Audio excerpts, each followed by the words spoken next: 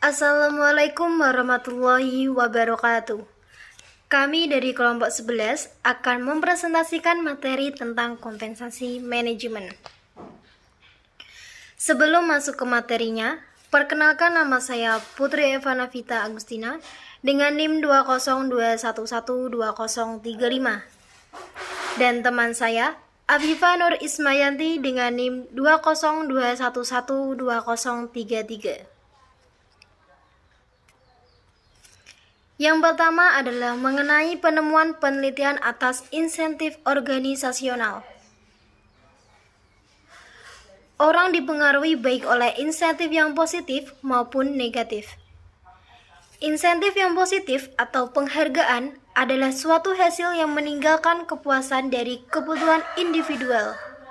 Sedangkan untuk insentif yang negatif atau hukuman adalah suatu hasil yang mengurangi kepuasan dari kebutuhan tersebut.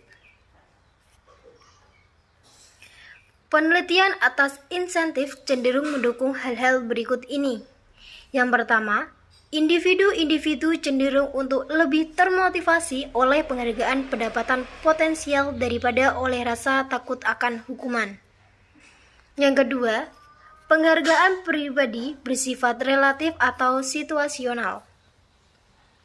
Yang ketiga, jika manajemen senior memberikan tanda-tanda melalui tindakannya bahwa mereka menganggap sistem pengendalian manajemen adalah penting, maka manajer operasional juga akan menganggapnya sangat penting. Yang keempat, individu-individu sangat termotivasi ketika memperoleh laporan atau umpan balik mengenai kinerja mereka. Yang kelima, insentif menjadi kurang efektif ketika periode antara tindakan atau umpan balik atas tindakan tersebut semakin panjang. Yang keenam, motivasi adalah paling lemah ketika orang tersebut merasa yakin bahwa suatu insentif tidak dapat dicapai atau terlalu mudah untuk dicapai. Yang ketujuh, insentif yang disediakan oleh suatu anggaran atau suatu pernyataan tujuan lainnya adalah paling kuat ketika manajer bekerja sama dengan atasannya untuk memperoleh angka-angka anggaran. Selanjutnya, paket kompensasi total dari seorang manajer, yaitu terdiri dari 3 komponen. Yang pertama adalah gaji, yang kedua tunjangan, yaitu terutama tunjangan pensiun dan kesehatan, tetapi juga berbagai jenis lainnya. Yang ketiga adalah kompensasi insentif. Manajer umumnya menerima kompensasi lebih tinggi di perusahaan yang besar dibandingkan perusahaan yang kecil, dan perusahaan di industri yang sama cenderung bersaing satu sama lain dalam hal kompensasi. Rencana kompensasi insentif. Rencana kompensasi insentif dapat dibagi menjadi 2, yaitu rencana jangka pendek dan jangka panjang. Rencana insentif jangka pendek didasarkan pada kinerja dalam tahun berjalan, sedangkan rencana jangka panjang mengaitkan kompensasi ke pencapaian jangka panjang yang dikaitkan dengan harga dari saham suatu perusahaan. Bonus dalam rencana jangka pendek biasanya dibayarkan secara tunai, dan bonus dalam rencana jangka panjang biasanya suatu opsi untuk membeli saham perusahaan. Rencana insentif jangka pendek. Yang pertama, total bonus, yaitu jumlah total dari bonus yang dapat dibayarkan ke sekelompok karyawan yang memiliki kualifikasi dalam suatu tahun tertentu. Yang kedua, carry over, yaitu setiap tahun komite dari Dewan Komisaris memutuskan beberapa besar yang akan ditambahkan ke carry over atau seberapa besar akumulasi carry over yang akan digunakan jika bonus ternyata terlalu rendah. Yang ketiga, kompensasi ditunda, yaitu sistem yang digunakan eksekutif jika penerimaan 1/5 dari bonus mereka di tahun di mana bonus tersebut diperoleh. 4/5 sisanya dibayar merata selama 4 tahun ke depan. Rencana insentif jangka panjang. Yang pertama, opsi saham, yaitu hak untuk membeli sejumlah lembar saham pada atau setelah tanggal tertentu di masa depan pada harga yang telah disetujui pada tanggal pemberian opsi. 2. Saham phantom, yaitu memberikan sejumlah saham kepada para manajer tetapi hanya untuk tujuan pembukuan. Dengan metode ini, perusahaan memberikan hak kepada karyawan untuk menerima uang sejumlah kenaikan nilai saham sampai tanggal tertentu di masa depan. Yang ketiga, hak apresiasi saham, yaitu suatu hak untuk menerima pembayaran uang tunai berdasarkan peningkatan dalam nilai saham dari saat pemberian penghargaan sampai suatu tanggal tertentu di masa depan. Yang keempat, saham kinerja, yaitu suatu rencana saham kinerja memberikan sejumlah tertentu saham ke seorang manajer ketika cita-cita jangka panjang tertentu telah terpenuhi. Yang kelima, unit kinerja, yaitu dalam suatu rencana unit kinerja, suatu bonus tunai dibayarkan ketika target jangka panjang tertentu lebih tercapai. Insentif untuk pejabat korporat. Setiap pejabat korporat kecuali CEO bertanggung jawab sebagian atas kinerja keseluruhan perusahaan. Para pejabat korporat ini dimotivasi oleh dan berhak untuk menerima suatu bonus untuk kinerja yang baik. Kompensasi CEO. Kompensasi CEO biasanya didiskusikan oleh Komite Kompensasi Dewan Komisaris setelah CEO tersebut mempresentasikan rekomendasi untuk kompensasi bawahannya.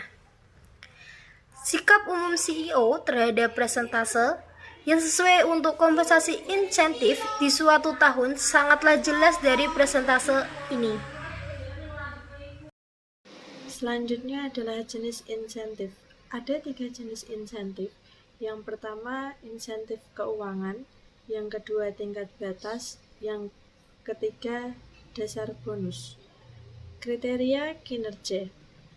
Jika unit bisnis adalah suatu pusat laba, maka terdapat 5 kriteria. Kriteria yang pertama yaitu margin kontribusi. Yang kedua, laba langsung unit bisnis. Yang ketiga, laba unit bisnis yang dapat dikendalikan. Yang keempat, laba sebelum pajak. Dan yang terakhir, laba bersih. Jika unit bisnis adalah suatu pusat investasi, maka terdapat 3 kriteria. Yang pertama, definisi laba. Yang kedua, definisi investasi. Dan yang ketiga, pilihan antara tingkat pengembalian atas investasi dan EVA. Poin selanjutnya yaitu teori agensi. Teori agensi merupakan hubungan agensi ada ketika salah satu pihak atau prinsipal menyewa pihak lain atau agen untuk melaksanakan suatu jasa, mendelegasikan wewenang untuk membuat keputusan kepada agen tersebut. Perbedaan tujuan antara prinsipal dan agen diasumsikan akan menerima kepuasan tidak hanya dari kompensasi keuangan, tetapi juga dari tambahan yang terlibat dalam hubungan suatu agensi. Untuk menangani masalah dari perbedaan tujuan dan asimetri informasi, ada 2 cara, yaitu pemantauan dan kontra-insentif. Pemantauan, yaitu prinsipal dapat merancang sistem pengendalian yang memantau tindakan agen, menghalangi tindakan yang meningkatkan kekayaan agen dengan mengorbankan kepentingan prinsipal. Sedangkan kontra-insentif, yaitu prinsipal mungkin mencoba untuk membatasi perbedaan referensi dengan menetapkan kontra-insentif yang sesuai. Selanjutnya ada studi kasus, yaitu studi kasus pada PT Mitra Insan Utama. Kasusnya yaitu karyawan subkontraktor PLN menuntut kompensasi kepada manajemen terhadap 160 karyawan PT MIU yang dirumahkan. Dalam aksinya, para pengunjuk rasa berorasi di tepi jalan persisnya di depan kantor PLN. Aksi tersebut mengganggu arus lalu lintas yang melintasi ruas jalan tersebut. Ketua FSPMI mengatakan bahwa aksi tersebut merupakan akumulasi kekecewaan karyawan tetap PT MIU yang dirumahkan pada Agustus 2011. Alasan dirumahkannya karena sudah tidak punya pekerjaan. Seharusnya PLN membayar kompensasi atas dirumahkannya 160 karyawan PT MIU. Faktanya mereka tidak mendapatkan kompensasi tersebut. Jadi kasus ini merupakan kasus yang berhubungan dengan kompensasi, di mana kompensasi yang seharusnya dibayarkan oleh perusahaan akan tetapi tidak dibayarkan oleh perusahaan. Selanjutnya saya akan menjelaskan mengenai analisis penyelesaian kasus yang terjadi pada PT Mitra Insan Utama. Unjuk rasa tersebut dilatar belakangi oleh kekecewaan 160 karyawan yang dirumahkan tanpa diberikan kompensasi oleh perusahaan.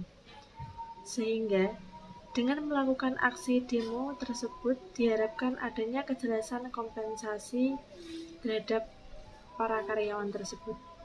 Kompensasi di sini dibagi menjadi dua macam. Yang pertama yaitu kompensasi langsung dan kompensasi tidak langsung. Dari kasus tersebut, yang dituntut oleh pekerja adalah kompensasi tidak langsung yang menyangkut upah waktu tidak bekerja. Jika suatu perusahaan memberhentikan karyawannya, setidaknya perusahaan tersebut harus memberikan kompensasi terhadap para pekerjanya. Hal ini menyangkut rasa keadilan terhadap para pegawai. Untuk solusi dari kasus ini, yaitu pemerintah ikut andil dalam hal penyelesaian persengketaan antara buruh dan pengusaha. Pemerintah telah membentuk lembaga peradilan hukum industrial ataupun peradilan niaga sebagai jalan terakhir ketika persengketaan itu tidak menemukan titik temu. Di sini juga harus adanya komunikasi yang baik antara perwakilan buruh dan pengusaha.